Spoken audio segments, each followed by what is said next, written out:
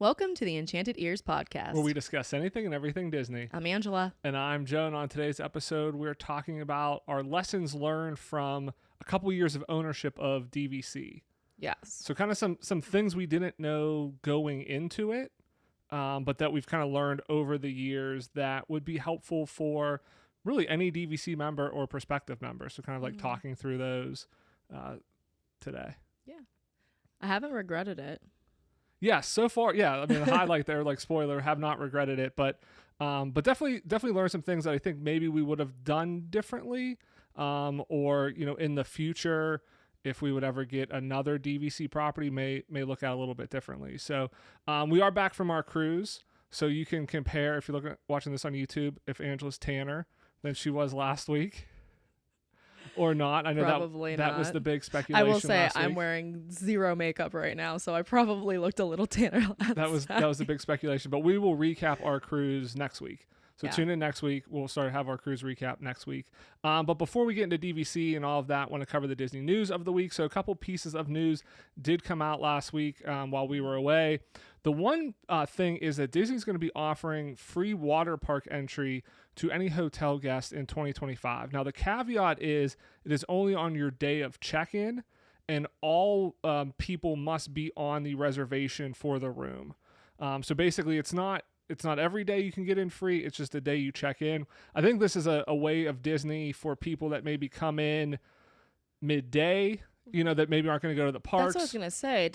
It doesn't matter if you don't have park reservations that day. You can then access on that day of check-in. Because that's actually a pretty great deal, because there's a number of times where, we get in maybe a little bit later in the day, and either it's like a half park day or we're tired from traveling, and so we don't necessarily want to go to the parks. This is a great opportunity to just go for a few hours, take advantage of the nice water parks that we've only been to one time, and kind of get some enjoyment out of that. Maybe we'd go back at another time because we would enjoy it so much. So I think this is a great idea. Yeah, I think the other thing it does is people who maybe would take a early flight. So let's say, hey, we're gonna plan to land at like 9 or 10 o'clock, so we can go straight from the airport to the theme parks.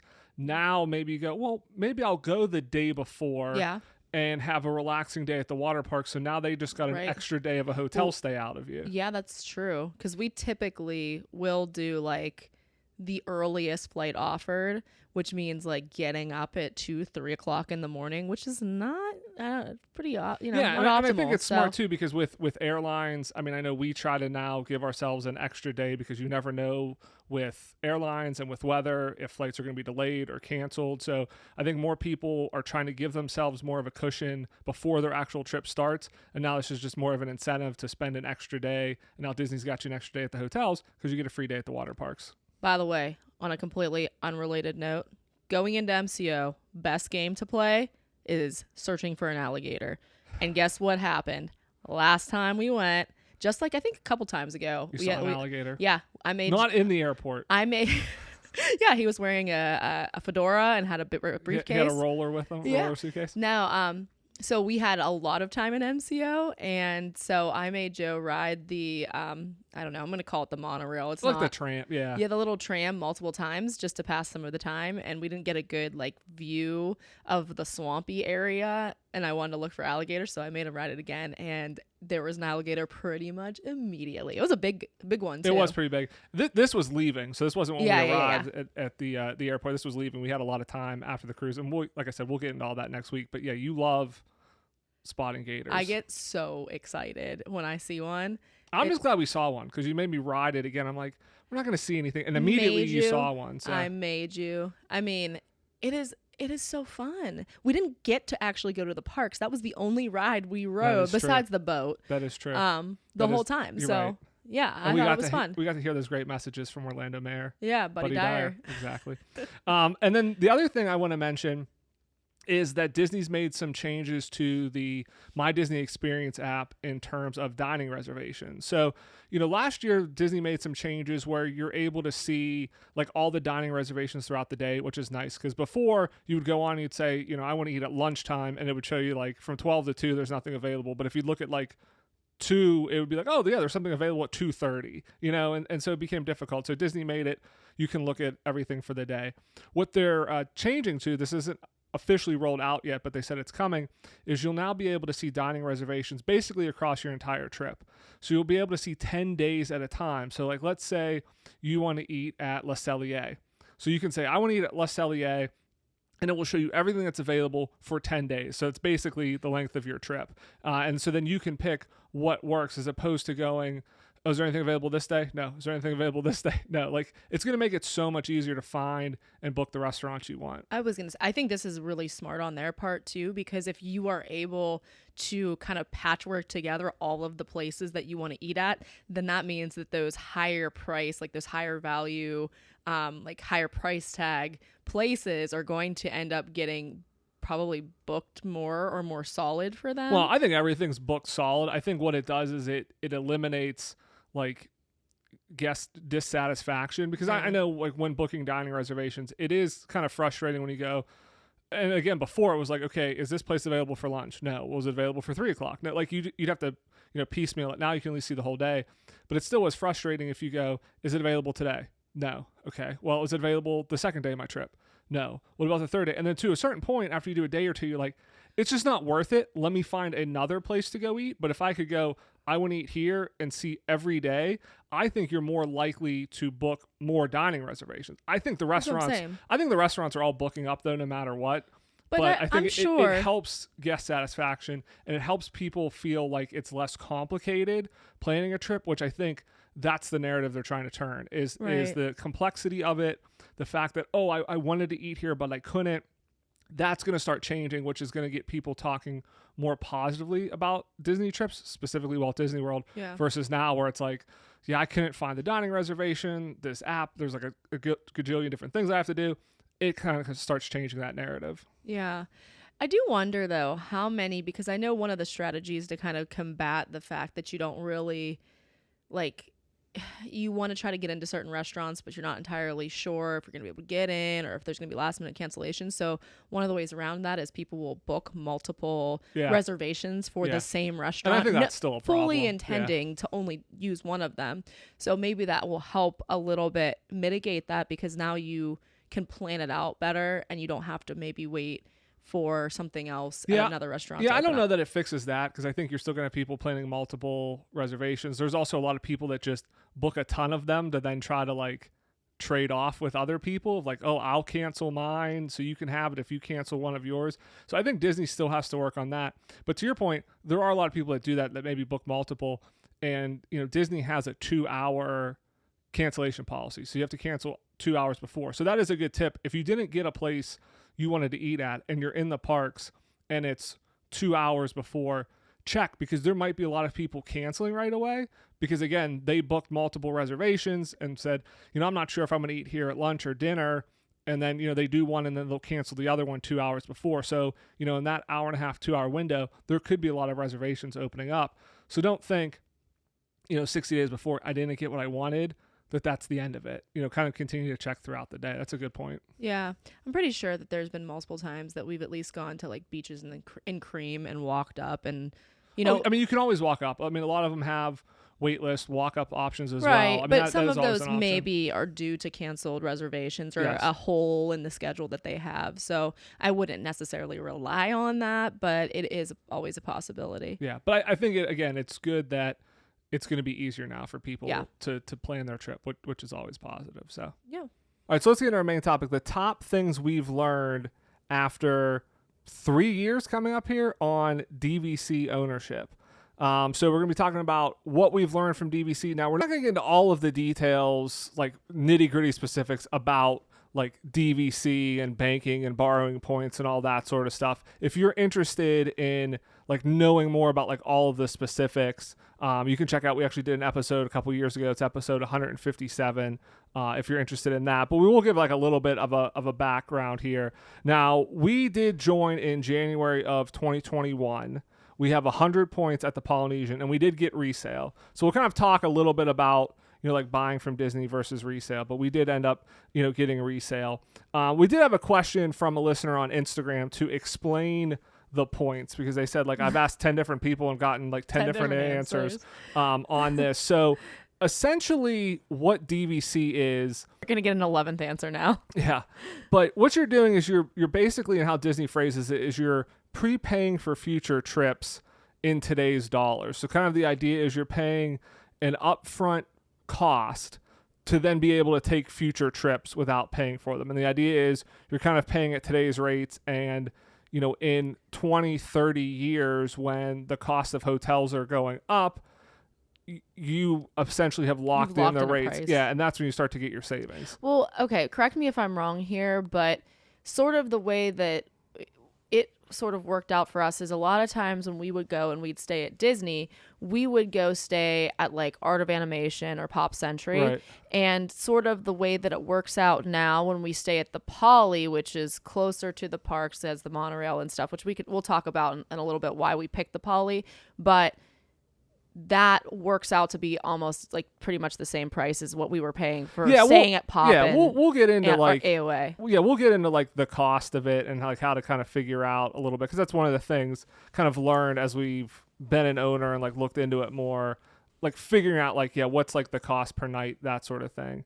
But yeah, essentially the idea is again, you're prepaying to save money. Disney says you can save like 50% off of your total vacation costs. Now they do caveat that with saying it takes 6 to 14 years to start seeing those savings. Because again, the idea is you buy it now, you're not really having much of a savings and it's a huge upfront cost. But after, a decade or so, it starts paying off. Now, if you buy resale, it's obviously cheaper so that, return can happen quicker.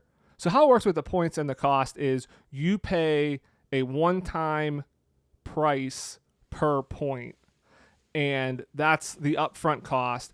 And then there are annual maintenance fees, like so it's a per point maintenance fee so every it's like year. You belong to like an HOA or something. Well, yeah, I mean exactly is it's a deeded property, and so you're paying for the maintenance and everything on the property. Yeah, Joe likes to say we own property in Florida. Technically you do. But yeah, so the points cost a per point amount, and right now I think like the Riviera is like $225 a point. So that's what you're paying. And then the number of points you buy, so again we have 100 points, that's the annual allotment you get. So every year we get 100 points to use at the Poly or at other DVC, and we'll get into this, it's much easier to use it at the Poly. So you can basically go anytime you want for as many days as you want, as long as you have the number of points. And again, you can then bank and borrow points and have more than potentially 100 points or your allotment in any one year. But that's how it works. You're buying points. You can use those points every year however you see fit. Just a little caveat on what you said. All of this is subject to availability. So, I can't just like 1 month before decide that I'm going to be like, hey, I want to go to the Poly. I mean, you might be able to. Yeah, I mean, it's still a hotel. But at the same time, you can't just be like, oh, I have DVC there. I'm entitled to this. Like you do, probably just like any other Disney resort, you do want to try to like book it in advance as soon as you want it. Right. But yeah, you're not getting a dedicated room or like some timeshares. It's not, like you don't have like a week that you're always you have there. a dedicated week. So yeah, it's nice you have flexibility. Again, you have the points, you can do whatever you want with them. But you're right, if you're going, it's a short time period, you may not get your home resort, but you may have other resorts. You can also get on a wait list. Again, there's a lot more details around it, but kind of from the base level, that's what happens. So we've been DVC owners for a couple years, and I think we've learned a lot from owning it. And I think there's like some insightful things about like pros and cons of having DVC, and just kind of some things to look out for that, it might be beneficial to other people. Maybe you have DVC, you're a new owner, maybe you're thinking about it, you're not sure whether it's right for you. I am going to preface this all by saying I am probably going to contradict myself multiple times in this episode, because as I was prepping for this and getting notes together, like I was writing one thing of like, okay, like you got to keep this in mind. And then I'm like, what about this? Or what about that? And like having the complete opposite thought of it. And one of the things is just like, how many points do you need? Should you buy more points? It's like, because so much of it is there's a logical side when you kind of like crunch the numbers of like, okay, what's the point cost? What's your best value in terms of resorts and things like that? And then there's the emotional side of like, but I really want to be an owner at this resort. But it's like, but do you really need that? Your ego starts to play a part. And also, I mean, it is like all of the funny memes on like Instagram and TikTok that are basically like, there's, 5 stages of a Disney trip. There's the booking, there's, and it walks you through the whole thing, but then it always ends with you leaving the park being sad and then you immediately booking another trip. Or that one meme of the guy with his girlfriend looking back at the other girl, and it's always like the one thing you have and then like something else. It's like, hey, your current DVC resort, but then you're looking at your other one because you're always like looking at the next one. So we'll start this by saying I think overall we love it. It's been great. I don't think either of us have regretted the purchase so far. Not a second. I really like the Poly. So I'm going to kind of get into why we picked the Poly. And, I know there's a lot of different factors that you want to kind of go between if you are thinking about it and thinking about what resort you would like. So we realized that we were taking a Disney trip at least once a year and spending a decent amount of money, that basically the amount of money in hotel costs that we could probably do, like if we bought a DVC, like enough, like 100 DVC points, that we're at least spending that much. So we thought it made sense, like financially, because we were going anyway. We also started to do more Disney races. And so, the Poly's convenient because it's on the monorail. And then it's also super convenient because for the races, you start in the Epcot parking lot. So because you start in the Epcot parking lot, then you can easily get there via the monorail from the Polynesian. Yeah. I will say we knew none of that though whenever we picked the Poly. Well, maybe it was a happy accident that like when we went down for marathon weekend for the half marathon and marathon, you could take the monorail, which does make it easier. I like to think that we predicted the future, and I'm going to stick to my guns. We knew the Poly was on the monorail. We knew it was easier access to Magic Kingdom, Epcot. Yeah, the races were definitely two a benefit. out of the 4 major parks you can get to very quickly and easily. Right. Also, like food wise, and that's something that we didn't. I don't think we necessarily. That was just like, again, that was a happy accident when we realized like, Magic Kingdom, we don't really love the food. So now you can just go to the hotels. You could go to Trader Sam's. You could go to which you can do anyways, even if you're not staying at the Poly. Right. But like it helps. It's easy to go back to the room. Yeah, and stuff. Something about it feels like it's like not so far out of the way, right. or you forget a jacket and you need to go back. I will say, if anything, my only regret is we didn't get more points. I think going into it, we initially thought, hey, 100 points is enough. Like you said, we typically go like once a year. But I think the thing you find once you buy DVC and you have the points, like you find yourself booking more trips because it's so easy. You're like, I already paid for the hotel. Like there's less out of pocket cost each trip because you've already prepaid for everything. And so like you don't think of it as like, oh, I got to book a hotel, I got to book tickets. Like it's just tickets and airfare. And then if you're an annual pass holder, you don't even have the tickets. It's just the airfare if you're kind of out of state. And so you find yourself booking more trips. And so it's like very quickly those 100 points go away very fast. And you're kind of like, man, I wish we had more points. Like I wish we would have gotten more up front. And, kind of the other thing with that is like, this is where it's like kind of the logic versus the reason, because I kind of find myself, it's like the one of the things we've learned here is like these, getting more points. It's kind of like, like a siren song, like a mermaid calling to like in the Pirates of the Caribbean movie. I don't know, which one was that? The one nobody liked? 4. No, listen, I'm going to make a case. 4 is great. 4 is the second best Pirates of the Caribbean. 5 is the one that is bad. So is 1 the best and then 4? 1, then 4. Then what, 2, then 3? 2. Well, maybe 3, 2, 5? I might bump 3. I don't like the 3. But 1, it has 4, 3, 2, 5? 2's a better movie, but 3 has iconic scenes. So maybe I'll put 3 above 2. Oh my gosh. I like 2 has Tia Dalma. I like 2 and 3 because they have Davy Jones in it. Best character. He needs Disney Plus series, Davy Jones. That'd be a great show. Just do a spin-off. So, that actually would be really good. But so much like, I mean, the rest of the world didn't think 4 was great, but much like the second best Pirates of the Caribbean movie, according to me, where the mermaids are calling to you, it's like there is like in the back of my mind, I'm always like, maybe we should like add on points somewhere. Maybe we should get another resort, like not necessarily even at the Poly. Like, I'd like to stay at another resort. But then you look at it and you start to go, do you really need the more points? Because one of the reasons why we're using a lot of points as well is because we've gone down. We went for marathon weekend last year, and it's a much longer trip. So we were down there for 5 or 6 days, whereas typically we have been going 3 days, 4 days at most. And if we get back to that where we're doing kind of long weekends, we could probably go for a couple times and the points won't be an issue. And so, but it's weird, but like you still want to be like, I want another resort. I want more points, but you do have to look at it of like, okay, it's going to be thousands and thousands of dollars. And how many times are you actually going to go to that other resort where it's like, you could just go book there normally, especially like, DVC is basically all the deluxe hotels.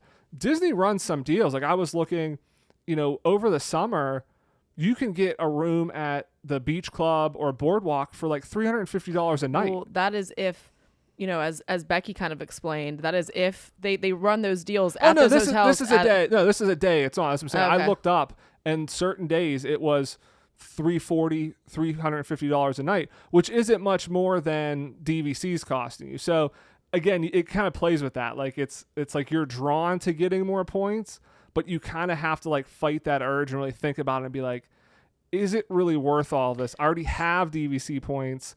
I'm not always going to be taking this many Disney trips. It's just tight right now. So just like as a little hypothetical for the listener here, we are going to be going down. So it's a new year. So our points refilled, right? Our 100 points. Yes. Okay. So when we go down for springtime surprise, we're just going down. Was it Friday night, Saturday night? We're just going for 3 days. Okay.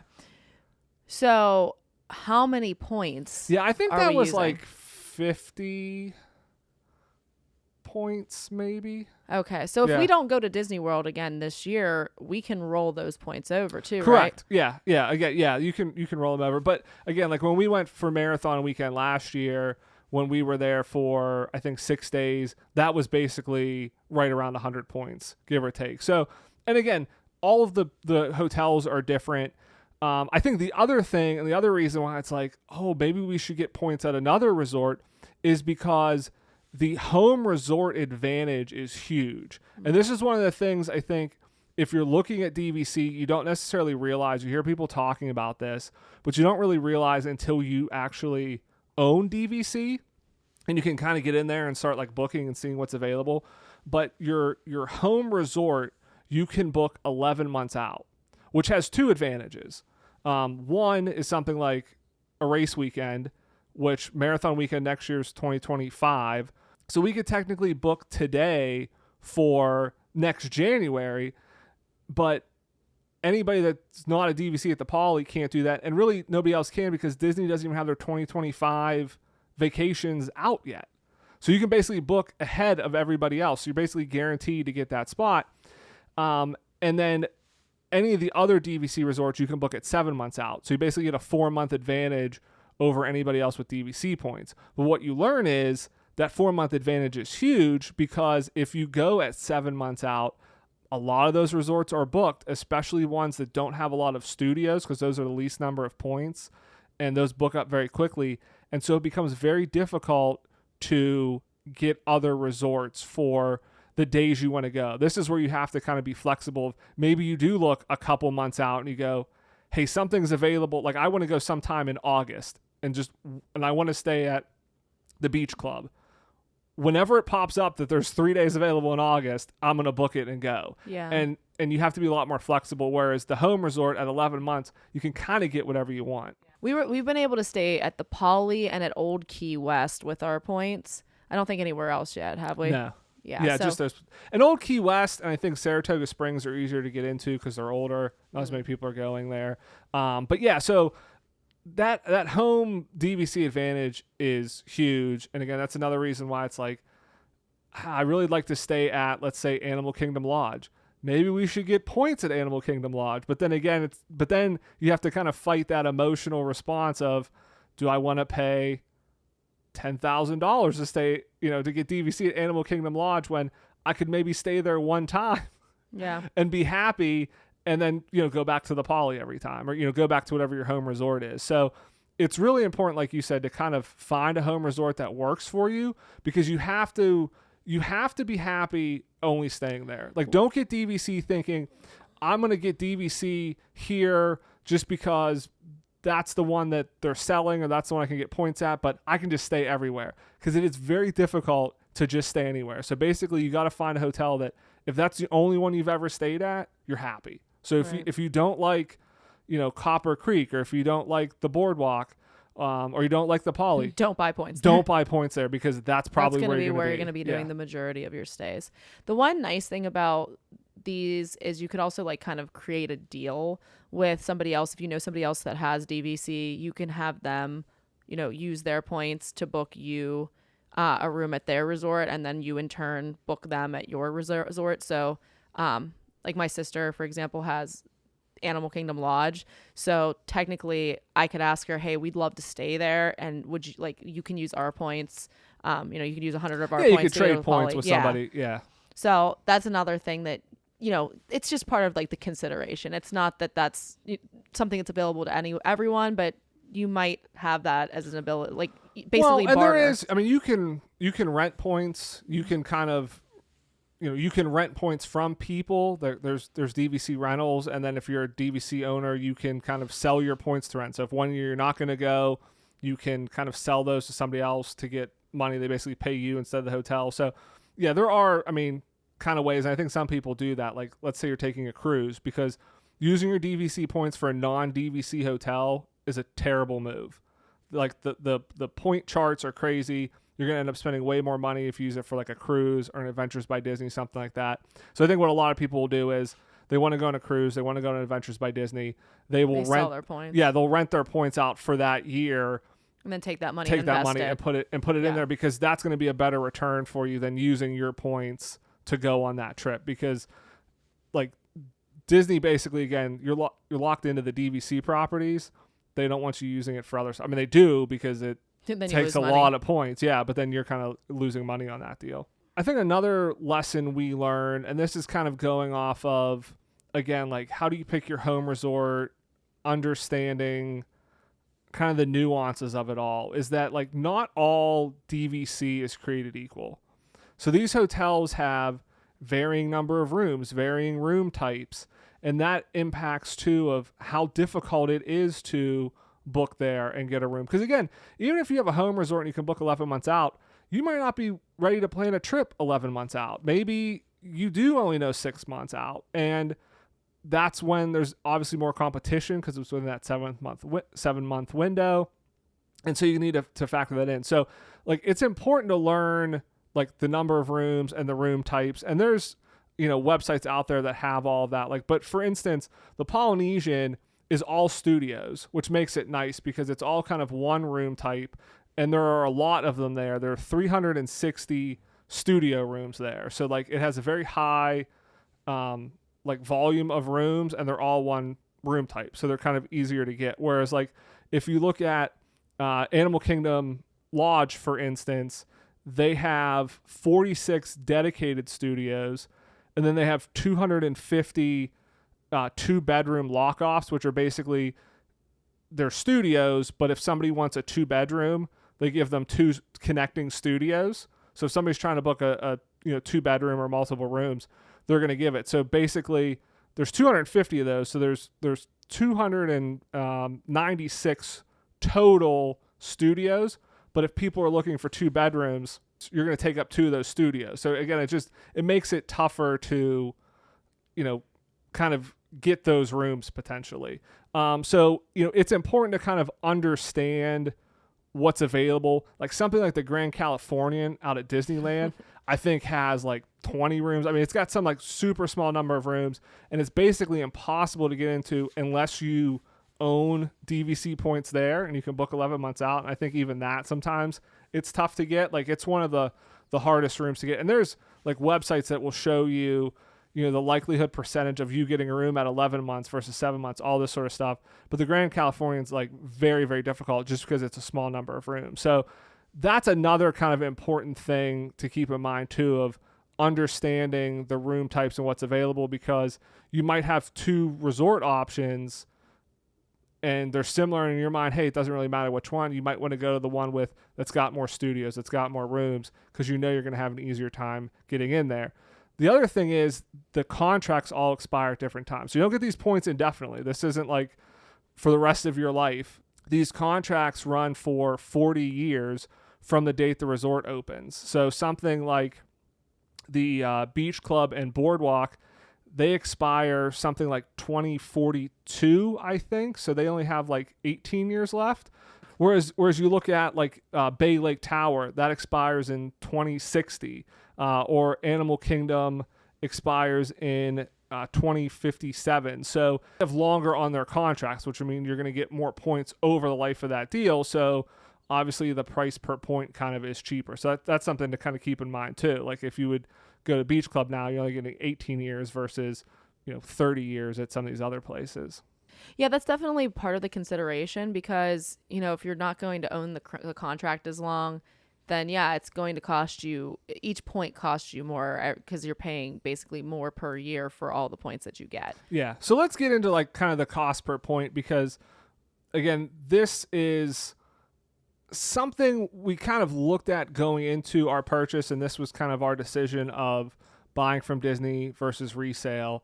But it also kind of plays into like what we've been talking about of, do you get more points? Do you get a second resort? Because I think there's a lot of people, you get DVC, you get your first resort. There's a lot of people that do add-on points and get a second resort. Because again, there's a strong pull, especially because it becomes so easy to book trips that you're going more often. You're like, I need more points. I want another resort because I want a chance to stay at this other resort more often.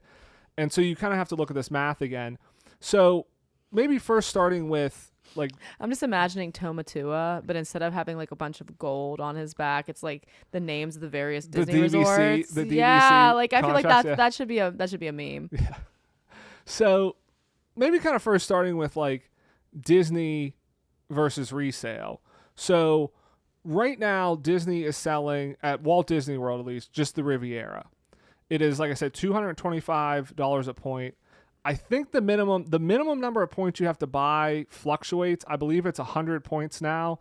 I think a year or two ago, it was like 125. They actually dropped down what the minimum is. But to be a full DVC member, you actually have to buy 150 points. So you can buy 100 points from them, but you still don't get full member benefits until you buy 150 points from Disney. So if you buy resale, you will not become a full DVC member even if you buy 150 points. What? Okay, so if we bought 50 points from Disney. No, you have to buy 150 points. You have to buy the full 150 points. So you can buy 150 points resale. It doesn't matter. You can buy 200 points resale. It doesn't matter. So basically, according to Disney, we have 0 points, and we'd have to buy 150 to be full members. And that number keeps going up. A few years ago, it was like 100 points. I know. I'm so mad we didn't buy back then. It keeps going up. Again, the minimum you can buy is 100, but you have to buy 150. So the Riviera is the only one out there. It's $225 a point. Disney will sell you all of the resorts, though. So even though the Poly or Bay Lake Tower or the Grand Floridian aren't actively selling, if you reach out to them, they will sell you points to those hotels. They are more than the Riviera, though, which is interesting because the Riviera is the newest one and it has the longest contract. But if you wanted to get points at some other place, I think they're like $250, $275. It fluctuates depending on the resort that you want to go to. But it's actually more money to buy one of these closed resorts that have shorter contracts. I mean, the advantage of the Riviera is you have Topolino's and you have the Skyliner. I love the Skyliner. Yeah, the Skyliner is great. And all of these, I mean, you have the Skyliner there. You have the monorail at some of the resorts. You know, Boardwalk, Beach Club, you can just walk, and you have the water taxis. That is the one downside of us owning the Poly, is we don't stay at Art of Animation. You don't get the Skyliner as much. Yeah, I love the Skyliner. Yeah. So if you like the Riviera, the Skyliner is great. The benefits of being a full DVC member, and the real key benefit is you can get discounted annual passes. Basically, you can get like the Florida, there's 2 Florida resident annual passes. You can get the Sorcerer Pass, which is $999 versus the Incredipass, which is $14.49. So you can save $450 a year. And so this is kind of saving money. Why not? Yeah. But so this is kind of where it depends. And I think, when we looked at it, we're not annual pass holders. And again, we were going down once a year, and like annual passes weren't cost effective at that point. So, to us, that annual pass benefit wasn't really worth it. And so we were looking at, hey, resale is a lot cheaper than, buying from Disney. Again, $225 a point, you can get resale. And we'll go through some examples for $140 a point, $150 a point. The other thing was we didn't want to buy, because I think the minimum back then was like 125 points or 150. Like, again, they lowered it to 100 recently, but a few years ago it was higher. And we didn't think we needed 125 points or 150 points. So we were able to get 100 from resale. So one, we bought less points, would save money, and we paid less per point, would save money. So we figured, the difference in what we would pay Disney to what we would pay resale, it would take us too long to make up the change in cost, because again, we're not getting the benefit from the annual passes. But looking at it, if you have a family of 4, the difference, it doesn't take too long. So if you look at saving $450 a year, again, you have to buy 150 points. So at $225 a point at the Riviera to get full access. Now, I looked on resale, there was a Animal Kingdom Lodge contract for 160 points at $113 a point. So you're saving almost $18,000 on the purchase of the points. Now, a family of 4 saving $450 a person, it's only going to take you about 10 years in order to break even. So that's not that bad. Now, obviously, it's 10 years, but if you're going to be a DVC member and you're going to go to Disney for the next 20 years, then buying from Disney may make sense. If you look at the Grand Floridian, now that's more per point. It's $172 a point. So there was a contract that was 150 points at $172 a point. You're saving about $8,000. And so you're not saving as much. So that only takes you about 4 years to break even. So, if you're somebody, again, one, you have to think you need 150 points because that's the minimum you have to buy to get this. But if you're a family of 4, you probably are going to need, more points, and you do go enough to get annual passes. The math is pretty close. And I think it's interesting. And that's the other thing that's kind of interesting is when you look at this, it all kind of works out that even though the cost per point is a little bit different, it's interesting because how like markets work, it does work out that it fluctuates based on the length of the contract, the price of the hotel, that it all does kind of work out that the rooms all are roughly about the same price per night.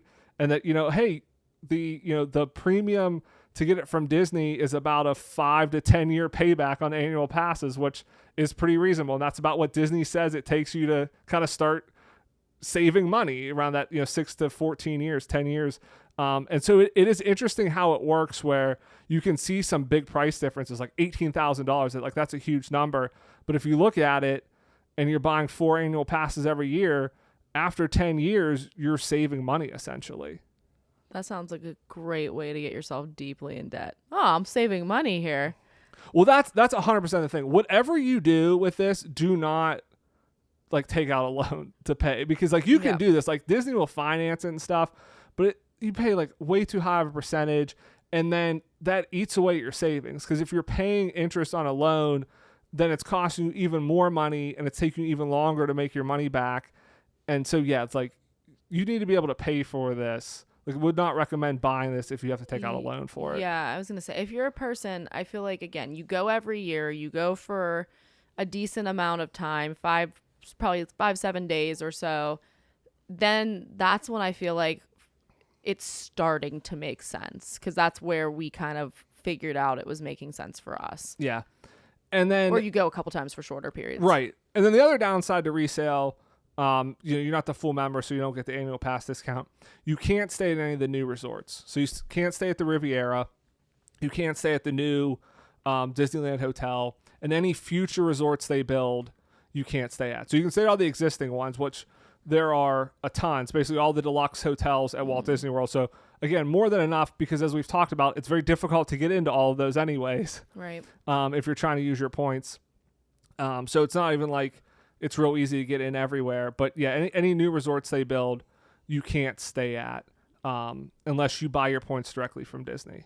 Right. But I mean, that's really, I feel like, not much of a loss because you can always just like tour the various hotels. It's not like they're going to kick you out. So if you want to go and just see the hotels, and see you what can they're go like, to the hotels and go to the restaurants and all that sort of stuff. Yeah, I'm sure if you tell them that you're interested in buying DVC in those hotels, they'll show you the rooms too. I mean, oh yeah, they'll give you free tours, everything like that. Right. Yeah. So I think that, I don't know, for me at least, I like seeing the stuff. I would like to I like to experience it, but you know, for me, like Poly's good, and I mean, if we have an opportunity to stay at some of the other places, that's good too. I like doing different things, but I'm happy with the Poly anytime we get to stay there. Right. That's the thing. It's like, it's not like they're building a new DVC resort every year. So, you know, in the next 20 years, what are we going to get?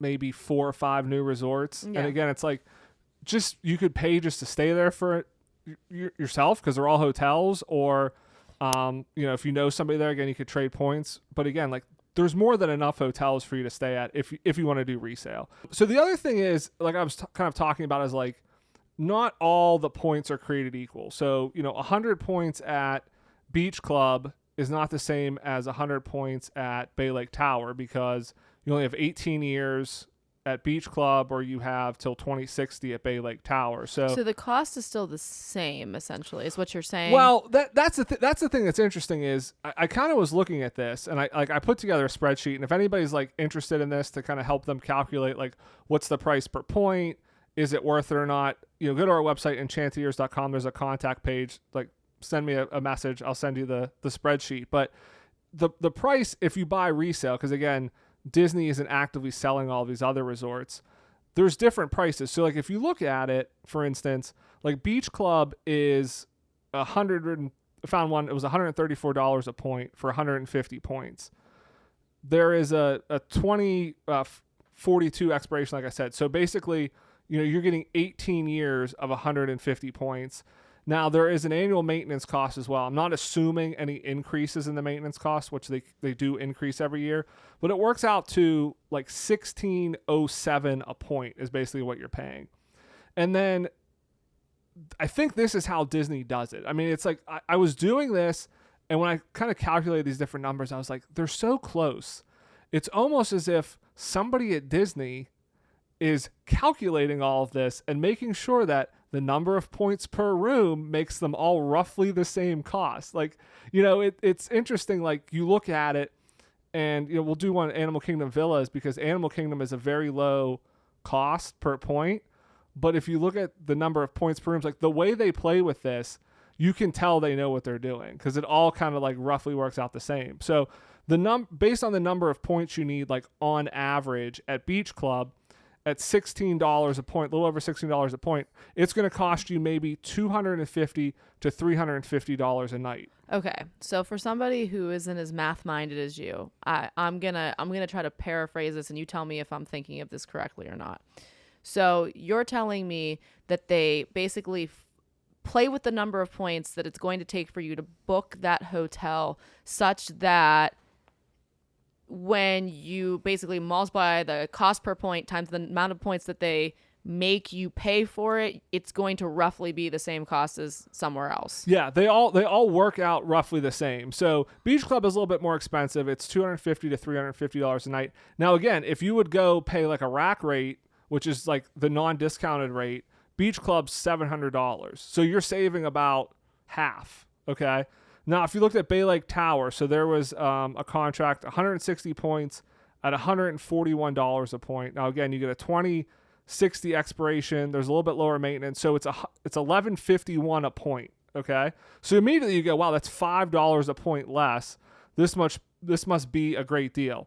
Now, if you go at the right time, you can get it that works out maybe about $180 a night, which is pretty cheap. But the average is more around like that $230, $240. So again, like Beach Club was at like $250, so you're there. Animal Kingdom Villas, they have contracts. I found one $118 a point. So again, if you're just looking at kind of like just gross numbers, that's the least amount for 150 points. There's a higher maintenance cost there. So it works out to $12.66 a point. So even though you are paying less per point up front, so Bay Lake Towers was $141 a point, Animal Kingdom Villas was $118, but because the contract's 3 years less and the maintenance is more, you're getting less overall points and you're paying a little bit more. It works out to $12.66 a night. And so, during busy times, the number of points, it's going to cost you around $200, $215 a night. There are like a value accommodations there, which can go down as low as like $130, $140. So that is still like a good deal. But again, it's around that $200. So it's interesting where the resale market, again, seems to kind of price this in that like everything's around that like $200. And even something at like the Riviera. So buying brand new from the Riviera from Disney, so $225 a point. It's very expensive, like we talked about, buying more points. It still works out that based on the price per point, because it's a long contract, staying there is going to cost you roughly about $250 to $300 a night. So it was really interesting going through this where they all kind of roughly ended up around that same price. And earlier you kind of talked about this of like, this is kind of when we decided to get DVC. And because it was a few years ago when I was doing a calculation like this and I was figuring out, okay, yes, it's a huge upfront purchase. If you're paying, $150, $160 a point for 100 points, you're paying $15,000 or $16,000 up front. But over the life of, if we kept it the whole time, the price per point, that based on the number of points a night, it's going to cost us $250 per night to stay at the Polynesian. When if you look at what they're charging for Art of Animation now, it's basically $200, $250 a night. So like when we started doing that math and we figured, hey, we go every year, if we're going to pay $200 to $250 a night, why not pay it at the Polynesian than at Art of Animation or something? Hotel. Yeah, exactly. That's more convenient. Right. And just, we like it. So yeah. It made a lot of sense for us. Exactly.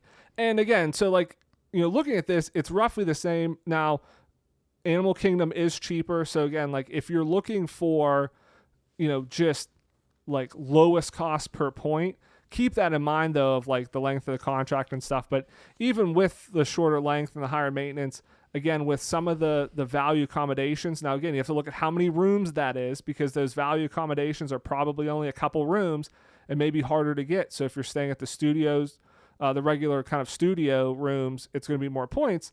But, it can go down to $130, $140 a night, which is super cheap. That's cheaper than a lot of the All-Stars sometimes. But even at, $200 a night, it's not on there. But I was surprised though, like going through it, because I always kind of had the assumption that buying from Disney is way more expensive because they make you buy more points. It's a higher, point cost, that it's going to be, it always makes sense to go resale. But looking at this, again, a resale for the beach club works out to about $250 a night. That's the same price it is at Riviera. And, that annual pass discount does add up pretty quickly. It is more expensive in that if you don't want to purchase a full 150 points to be a full member, then it is more expensive. So if you want to go less points. Well, I mean, even with less points though, because again, the price per point, it still works out around $250, $300. Yeah, I guess you don't have to become a full member though. You could just say, I want 100 points to the Riviera. Yeah, if you wanted the annual pass, the annual pass discount, right, you need 150 points. But yeah, even like 100 points at the Riviera, the discrepancy wasn't as big as I thought it was going to be. When you break it down to how many points am I going to get over the life of this contract, how many points does the room cost, that it's weird just how it all worked out to roughly be that $200 to $300 range. It's like they have an accountant crunching the numbers. Again, it's the interesting thing. There's some nerd over there with a spreadsheet like you. Well, that's like calculating all this stuff. Please shoot me an email and I will send you my Excel spreadsheet. Yeah, I mean I think Disney has some of that, but I think the other thing is what you see is like on the resale market, it works. It's kind of like a stock market. It's supply and demand, and they know what Disney prices their stuff at, and so nobody's going to sell their DVC for $100. Like you're never going to get that good a deal because it would be $50 a night for a room, and they would get snatched up so fast. Disney won't even let it sell. That's the other thing. Disney can buy these contracts back on resale. They have right of first refusal, and so I think that helps kind of keep somewhat of a level that they can kind of keep that nightly rate and kind of keep the value of these up. Yeah, I make fun, but I am in awe of the things that you can do on a spreadsheet. I mean, it's just Excel. Whatever. Last time my experience with Excel, unless I'm interviewing for a job, then I have lots of Excel experience. But if anybody's listening and wants to hire me, then tons of Excel experience. But honestly, I think that like 8th grade was my last time I was on Excel. Real talk. You're like, I don't know Excel. Yeah, real talk. I don't know Excel. Yeah. I will say I have a great teacher that could probably teach me how to whip up a pretty decent Excel spreadsheet. So I do know what I'm doing by osmosis. Okay. But yeah, so I think it is just interesting to see like how that worked out. Like I was just surprised overall how that all worked out. And again, how the market kind of prices it so that they're all roughly kind of that same amount. So overall, I think we've learned a lot in the few years we've been DVC members, and hopefully this was helpful to anybody that is, recently a DVC member or is looking at potentially becoming it. Like, hopefully you're not more confused now. Yeah, I mean, it is challenging, and I think that's the thing with it too. And again, I was going to say, I feel like it's probably challenging by design. Yeah, and it kind of goes back to again like the logic and reason. Like you can look at the numbers and you can logically see it's not that big a difference of buying from Disney versus resale, or it's really not that big a difference of being at Beach Club versus Bay Lake, like that sort of thing, that it kind of roughly works out to kind of like all be the same. But there's that emotional element of it, of the upfront cost is thousands of dollars more. Like we talked about, in the looking at the annual pass, it could be $18,000 could be the difference. That's a huge number. So like there's that emotion of, hey, I know logically it makes sense for me to do one thing versus the other because this is a 30 or 40 year decision, but emotionally and maybe even financially, you don't have that up front, and like, or you don't want to, pay an extra $18,000 because it feels like you're not getting as good a deal, or you feel like your Disney obsession's a phase. Right. Yeah. Like, yeah, you're worried. Like, is this really going to be worth it long term? Or you're emotionally attached to one resort over another, even though it may make sense of, hey, I just want to get in for the cheapest price. Animal Kingdom Lodge is probably my best option, but I really want to stay at the Grand Floridian. Like, I really want Grand Floridian to be my home resort. But it's like, so you play with that. So you can, as much as you can look at it on paper and see how it makes sense, it still is that struggle of like, but this is what I want. And I think maybe that's how Disney is. I mean, Disney's all emotion, especially the parks. Or maybe you just love All-Star Sports and you can't buy DVC there. But yeah, maybe you love All-Stars and you don't even need DVC. Exactly. Because you just stay there. So hopefully this was helpful to everybody. If you have any like additional questions on DVC, our experience with it, you can reach out to us on Instagram or at Enchanted Ears Podcast. Or like I said, go to our website, enchantedears.com. You can contact us there. That wraps up the show for this week. I want to thank everybody again for listening. If you've not done so, please leave us a rating or a review. Subscribe wherever you get your podcast. It really helps, and we really appreciate it. Thanks for lending us your ears. Have a great week, everybody, and we'll see you next Monday. Bye-bye.